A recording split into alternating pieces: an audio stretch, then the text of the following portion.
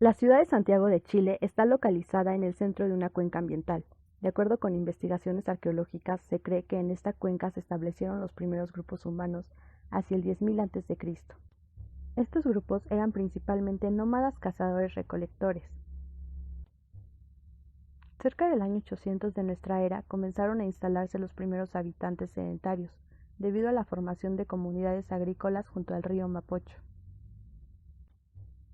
principalmente de maíz, papa y poroto, y la domesticación de los auquénidos de toda la zona.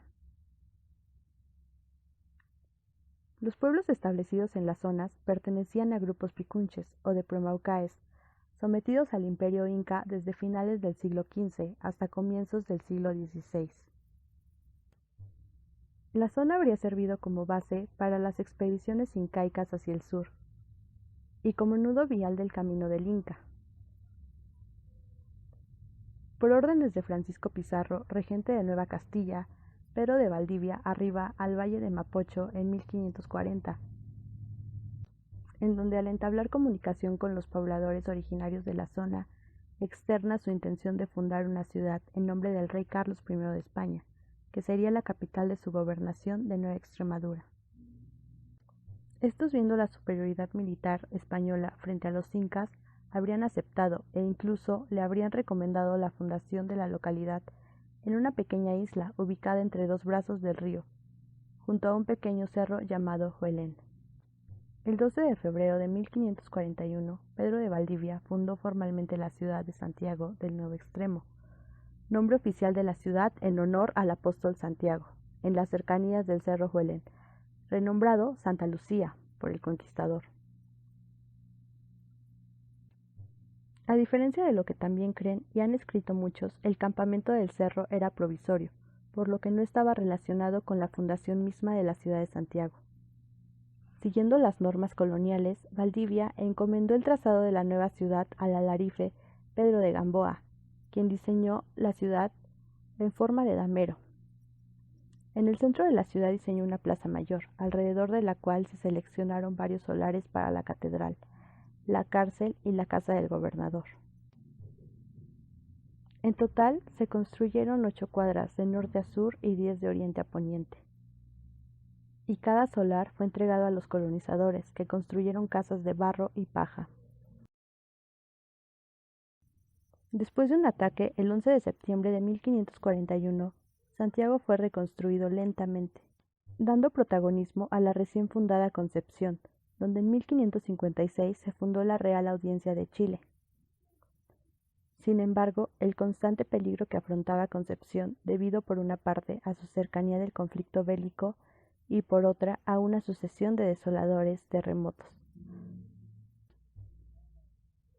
no permitió el establecimiento definitivo de la Real Audiencia en Santiago hasta 1607, reafirmándose en su rol de capital. Santiago colonial. A pesar de que Santiago estuvo a punto de desaparecer por el ataque indígena, un terremoto y una serie de inundaciones, la ciudad comenzó a poblarse rápidamente. De las 126 cuadras diseñadas por Gamboa en 1558, ya habían sido ocupadas 40, y en 1580 la totalidad, mientras que las tierras cercanas acogieron a decenas de miles de cabezas de ganado. En el ámbito arquitectónico comienzan a construirse los primeros edificios de importancia de la ciudad,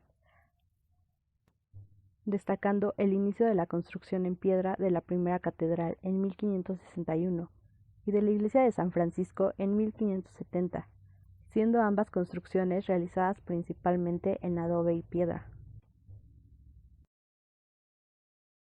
Capital de la República. El 18 de septiembre de 1810 se proclamó la primera Junta Nacional de Gobierno, en Santiago, hecho con el que se dio inicio al proceso de independencia de Chile. La ciudad, que se convertiría en la capital de la nueva nación, se vería agitada por los diversos acontecimientos, especialmente debido a las acciones bélicas que ocurrirían en sus inmediaciones. Con el fin de la guerra asumió Bernardo O'Higgins como primer dictador del nuevo Estado chileno, durante la llamada Patria Nueva. Se reabren las instituciones cerradas y se inaugura el Cementerio General, se terminan las obras del Canal de San Carlos y en el brazo sur del Mapocho, conocido como La Cañada, fue cerrado el paso de las aguas, convirtiéndolo en un paseo arborizado, conocido como la Alameda de las Delicias. Dos nuevos terremotos azotaron la ciudad, uno el 19 de noviembre de 1822 y otro el 20 de febrero de 1835. Estos dos hechos, sin embargo, no evitaron que la ciudad siguiera creciendo aceleradamente.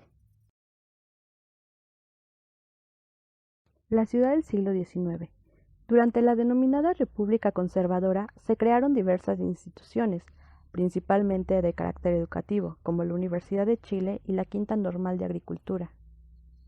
Los canales que recorrían la ciudad para la evacuación de aguas servidas desaparecieron, dando paso al alcantarillado, al que se sumaron las primeras redes de gas, agua potable y alumbrado público.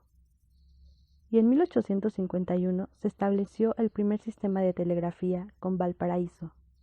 Sin embargo, un trágico hecho enlutó a la ciudad, cuando más de 2.000 personas fallecieron en el incendio de la iglesia de la Compañía el 8 de diciembre de 1863. El primer plan de transformación urbana se perfiló hacia mediados del siglo XIX y fue formulado por el intendente Benjamín Vicuña Mackenna entre los años 1872 y 1875.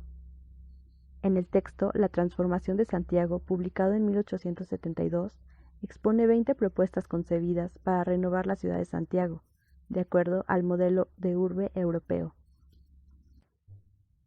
Estas propuestas no solo cambiaron la cara de la ciudad una vez realizadas las obras, sino que continuaron ejerciendo influencia sobre las intervenciones realizadas posteriormente, hasta 1930 incluso en Santiago. Santiago del Centenario. A principios del siglo XX, la conmemoración del centenario de la independencia impulsó varias obras y transformaciones en los centros urbanos. Ello fue posible gracias al desarrollo económico experimentado por la industria incipiente y el consiguiente proceso de expansión de la ciudad de Santiago. Producto de las intensas migraciones de campesinos y mineros a la capital, a partir de 1930, Santiago inició un proceso de desarrollo acelerado y vertiginoso, que terminó por transformar completamente la fisonomía de la ciudad. Hacia 1940, el centro disminuyó su población y se convirtió progresivamente en un polo